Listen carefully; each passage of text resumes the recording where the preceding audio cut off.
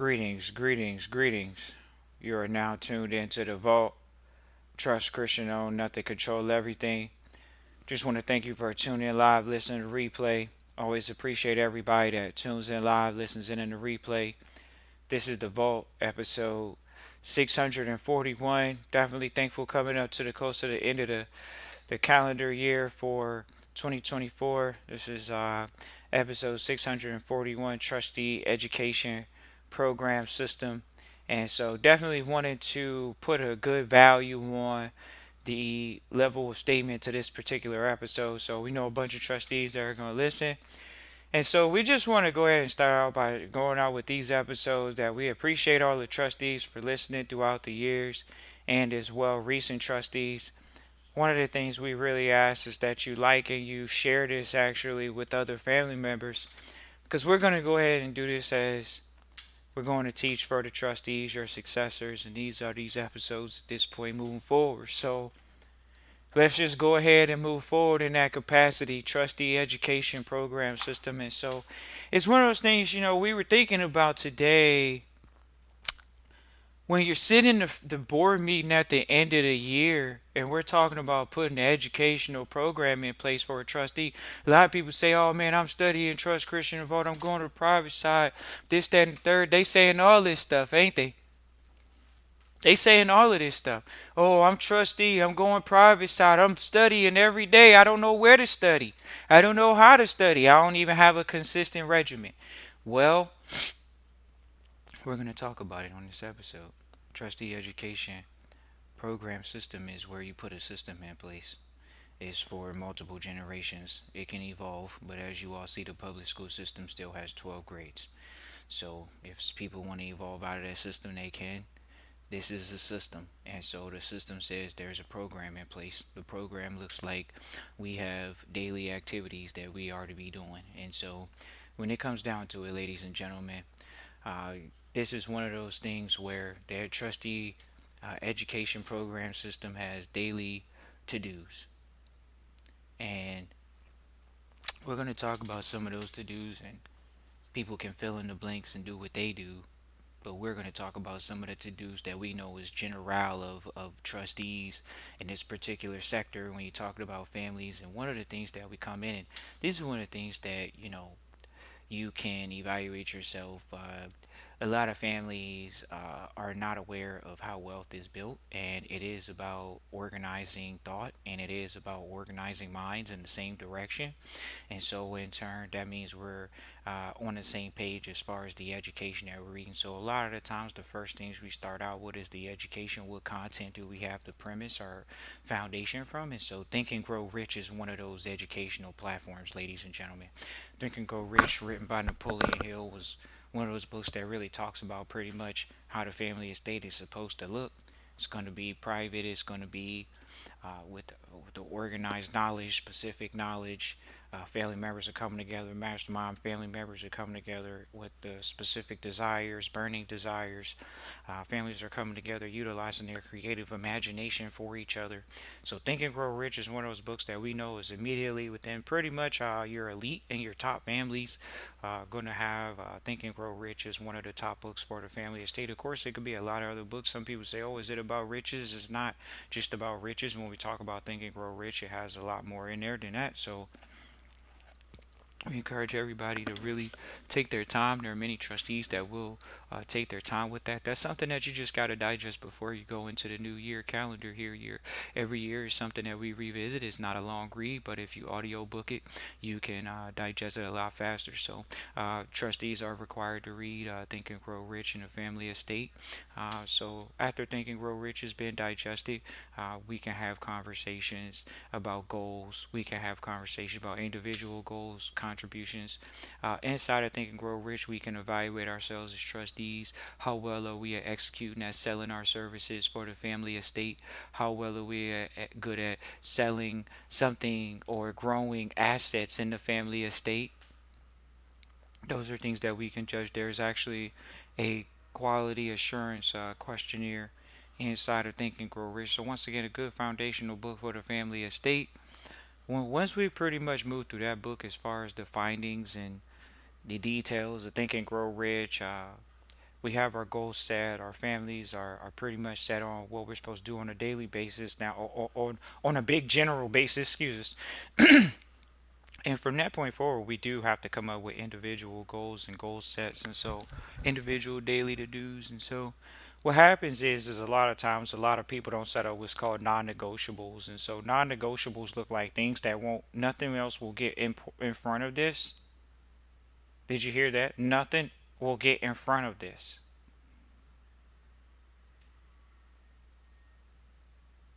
Nothing will get in front of this. And when you talk about the educational system, it makes you focus on priorities, makes you create a list of priorities. One of the mentors said, Warren Buffett says, hey, write out a list of 20 things that you know you need to do and you really got to do. You write them all out and then you prioritize them. And then he says, oh, you're supposed to start or cross all the 19 out and do the number one thing and just do that and figure and get that done first. And so that's the challenge, ladies and gentlemen, is getting the muscle up every single day to get the job done. That's the bottom line, ladies and gentlemen, is to get the job done. And so a lot of people say, well, what's the job of a trustee? Well, the job of a trustee, ladies and gentlemen, is a fiduciary one in nature. And a lot of people are not familiar with this duty, so we encourage them to read the uh, Prudent Investor Act. This is an act that they can read. It's in public domain. It's for people that are managing funds. A lot of Sarburns and Oxley and all these different financial terms. They used to have these financial institutions around back in the day, and now they're out of business, and so they have these different names that make trustees have to not necessarily abide by the law, but be aware of what's considered self-dealing and things of that nature. When trustees ask about self-dealing all the time, these are things that if you don't want to do them, you're going to read these publications and take care of it from that perspective. So that's how that looks. That's how that looks, ladies and gentlemen.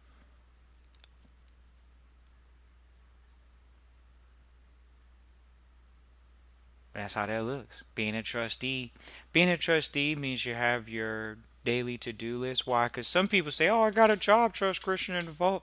Well, that still means you have a to-do list for trusteeship and family trusteeship, which once again entails having a to-do list, and that list is something that's non-negotiable. So outside of work hours, it's pretty much making sure that the family estate is being taken care of properly. This is a high charge for many individuals. So that's why it's important to have a quality family mission statement so family members can get behind it and do what they need to do when they don't feel like it, things of that nature. So to be specific and going into what a trustee's daily to-do list looks like, it definitely looks like where a trustee has goals that they're supposed to accomplish individually and they're visualizing those goals every single day. Now this may not be in the mainstream, oh you're supposed to visualize your goals, maybe that's spooky, but ladies and gentlemen, this is the elite thought process. It has to be done. There's no way around it. It has to be a wake up every day, you look at your goals. It's one of the first things that you do. There's no way you pick up the cell phone first and you're not picking up your goals second. If you're not picking up your goals first, you're definitely picking them up second. There has to be a look at the goals immediately and visualize those goals. So some people say, "Oh, what if I don't do that right away as soon as I wake up?" As soon as you sit down in front of your computer for work, or as soon as you get, as soon as you get in front of a business perspective, business, what is that like? In front of a computer or in front of the place where you're supposed to work, you look over your goals, whether they're short-term daily goals, whether they're weekly goals, whether they're monthly goals, whether they're yearly goals. Either way, you got to look over the goal and visualize the goal. So you're looking over the goals and you're visualizing the goals. And so this may be something, oh, trustees, oh, trust Christian. Now this is a muscle I got to build up. Yeah, we guess so. But this is a muscle that the elite trustees are doing. They're waking up every single day. They're looking over their goals and they're visualizing their goals every single day. And some people say, "Oh, I have a hard time visualizing." How long am I supposed to visualize? You can set your timer for less than 4 minutes, and you should be able to visualize it. A lot of the times, a lot of the elite trustees are not visualizing more than like 3 to 5 goals, but sometimes you could catch some of the bigger elite trustees visualizing as many as 22. So, those are trustees that have a very big set of goals that they're working on, and they're okay with handling that level of workload. And so, you think about it, ladies and gentlemen, the purpose of having a to do list is to check things off. So, that's why Warren Buffett, when he says, cross out the 19 and do the one, it makes sense. But to the average mind, they'll say, "Oh, well, how does that make sense?" Well, first of all, it's about focus. And so, once again, when we talk about the trustees that are going to look at their goals and visualize their goals, it creates the energy that's needed. It creates the energy that is going to propel you forward and create the circumstances for you. How are you going to get what happens when you walk into the situation that it's like a trustee going into the bank and not dressing properly? You think trustees don't go in the bank and don't dress properly? Of course they don't. And that's why they don't get the results they're looking for. If you don't look the part, they're not worried about how you talking. You got to look and talk the part. It's business. It's not personal.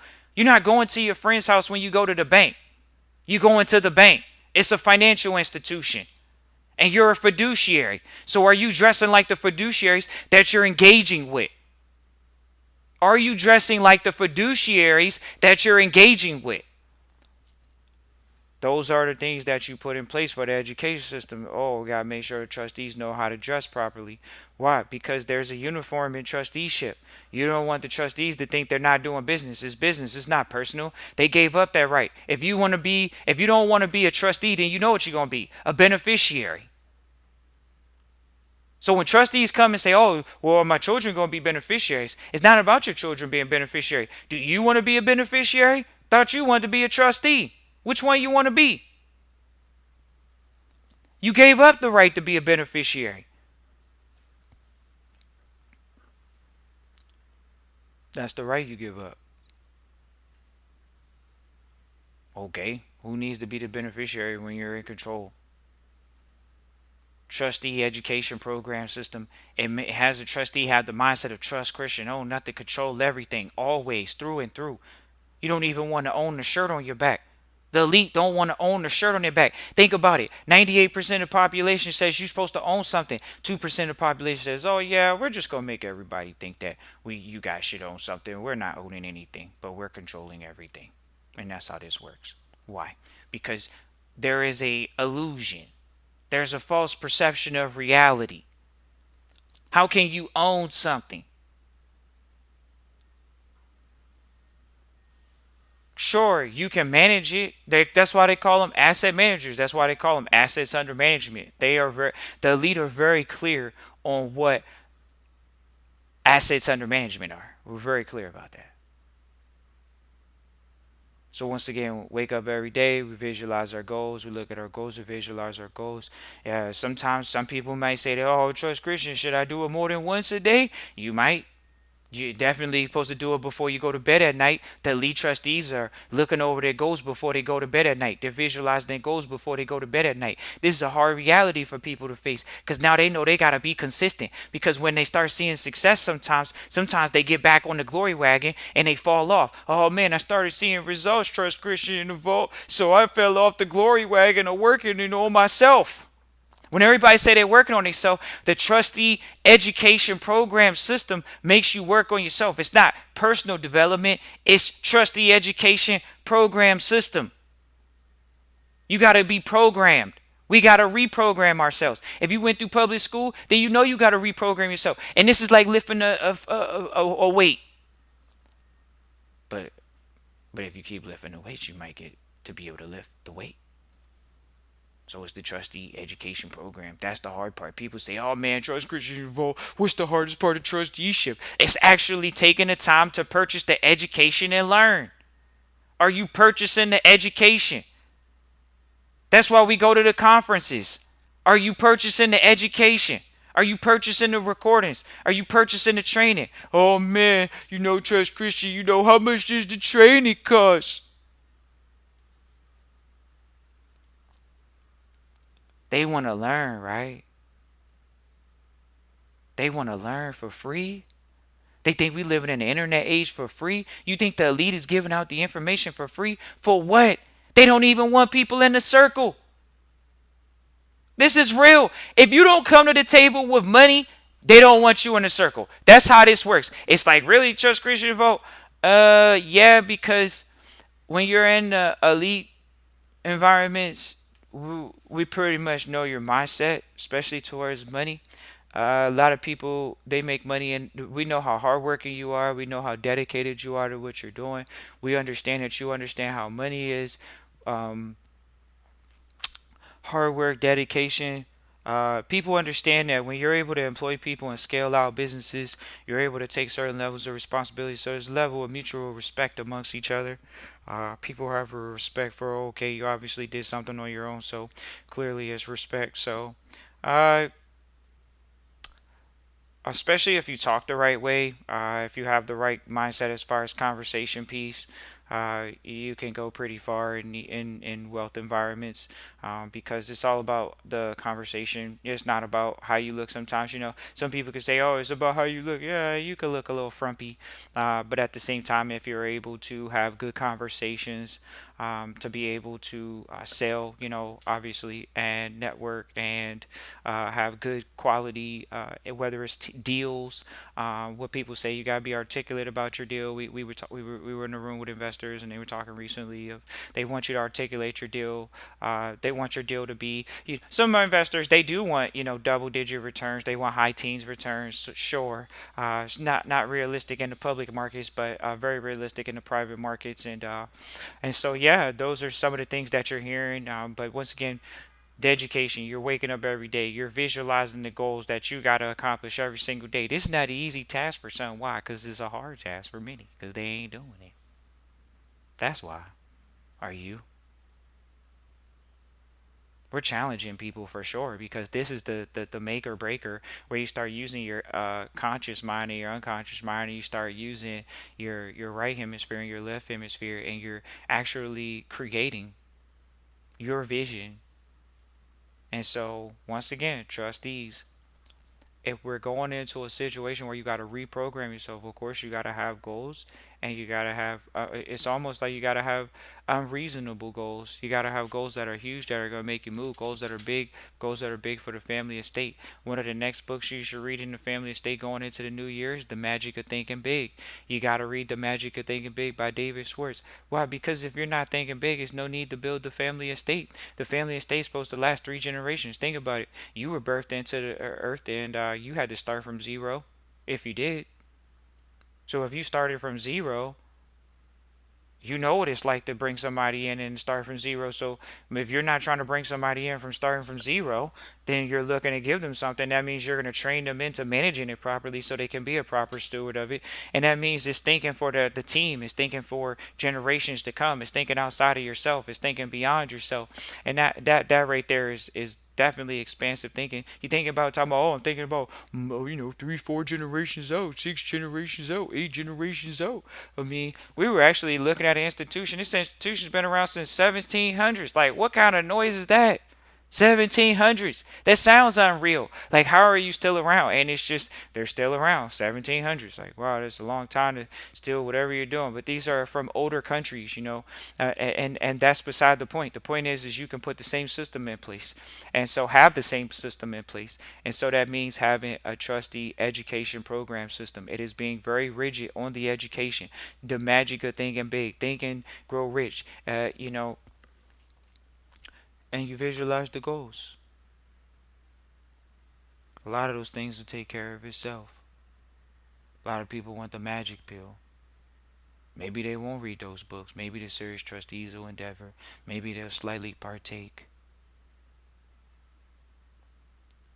What we can see is a trustee education program system is a charter school. That means you're learning a specific education.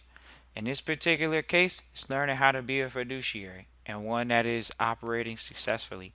In turn, it does not involve a lot of things. It does involve communications. You want to brush up on communications, We at the Vault have been trained in communications. We do have a communications background.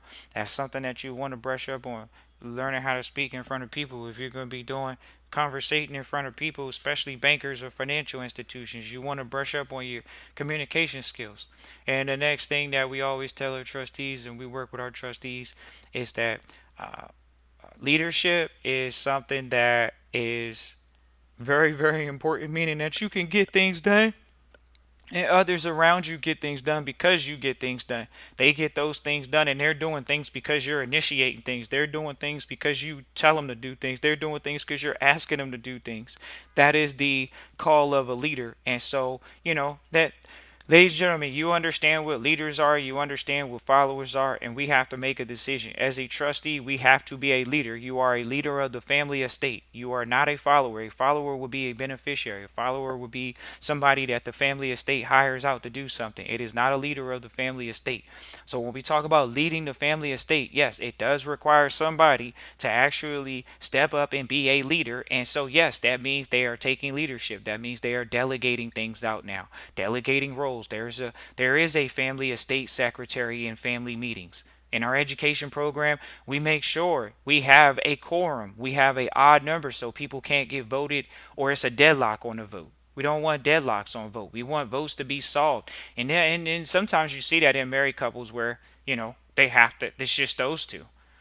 Well, you have people on the internet, people that you can find in general that can help you come to an unbiased decision, whether it's based off mentorship or just giving further mediation to make the decision. These are things that you can do as a leader of the family estate. We have to come up with solutions. We have to be problem solvers over these challenges that we run into in the family estate.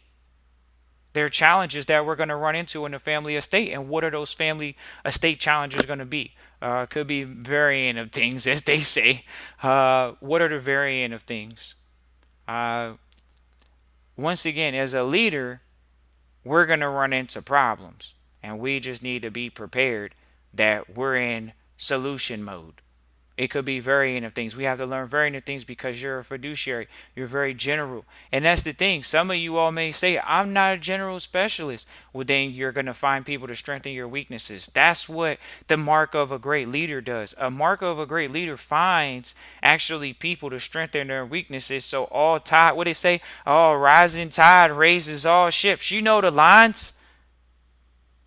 So that means that you got to find people to strengthen your weaknesses. That's the educational program that we put in place. This is something that people don't want to hear in the public. Why? Because they've been taught to do it all by themselves. Think about it. You've been taught to do everything by yourself. Whereas in the private sector and in trustee training and elite training, it's all about finding a team. You have to find a team. Why? You came from two people, so we have to find two more new people. We have to find people. We have to work with people. We understand that our communication skills have to be good so we can communicate with people clearly. Some people say, oh, I don't have good communication skills. Well, we might want to brush up because if you know that this is a problem, then what do we got to do? We got to find somebody that can strengthen our weaknesses once again.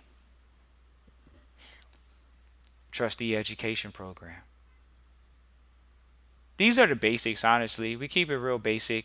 These are the basics, the fundamentals. Oh, education.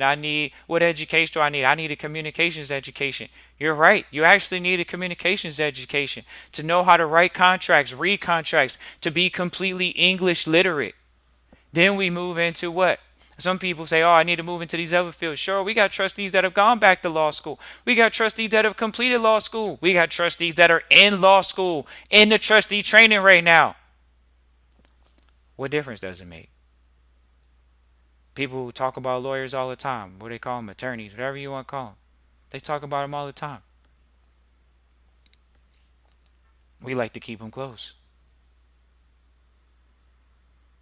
Wow, what's wrong with keeping them close? So many trustees say, "Oh, I need to get a lawyer. I need to get a lawyer. I got to find a lawyer." Yeah, you do, but you got to talk to them. You got to talk to many of them, more than one.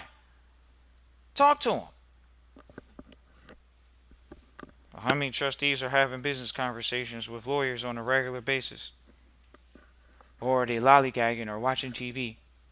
We don't know, but we would like to think that the trustee education program system involves trustees Not necessarily saying networking with lawyers, but at least reaching out, finding out, talking to them, getting to know what's going on in the neighborhood for sure. Because there's a lot going on, and lawyers know a lot, accountants know a lot. Finding the critical people in the environment that give out referrals, finding out critical people that know a lot of people. Once again, that goes back to communications, just being able to network really well. With people in the environment, knowing the mayor, knowing the commissioner of your area, or areas that you frequent. These are things that are very important. Some people say, "Oh man, I don't know those." Yeah, well, if you don't know those people, well, oh, Trust Christian, is that the case? Yes, you want to get out here and meet these people, ladies and gentlemen. Find out where they're at. Find out the events. Get out to them. You're doing your best to put together generational wealth. Who do you think is going to affect that? The taxpayer, the tax makers. They're going to do their best to come in and try to regulate the state. So how do we protect that? We get to know them and we find out, and we're ahead of them. You want to be 2 steps ahead of the slow bugs that are out here. Oh man, I'm going into industries that are dying off. I'm going into industries that don't have tax benefit. I'm going into industries that aren't getting a lot of money right now. Right. That's what people do. They go against the grain. When successful people go with the grain, the grain is literally the politicians. The politicians know they are giving the breaks to the companies. You guys know this. Okay, well, is your company getting a break? Oh man, okay. Is the family estate getting a break? Right.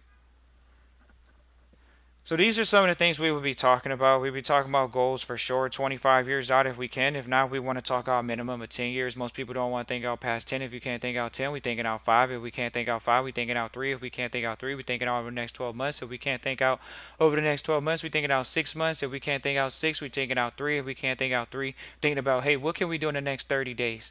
Tough pill to swallow. Oh man, I don't know where I'm at. Some people can visualize out 3 months. Some people can visualize 6 months. Some people can visualize a year. Some people can visualize multiple years. So they can see this and hold that vision and work. And that's what happens. So we look forward to hearing from you all and seeing and hearing from you all about how you plan it out, because you plan out 100 years, you're going to start to see that vision. These are the things that you see, ladies and gentlemen. So we appreciate everybody for coming through, listening live and in the replay. Christian at trustchristian.com. Webinar coming up on the 29th. Private address webinar with the executive compensation.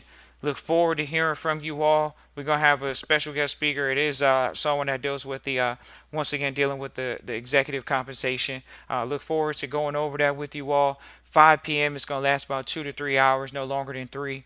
Look forward to connecting with you all. Peace and joy.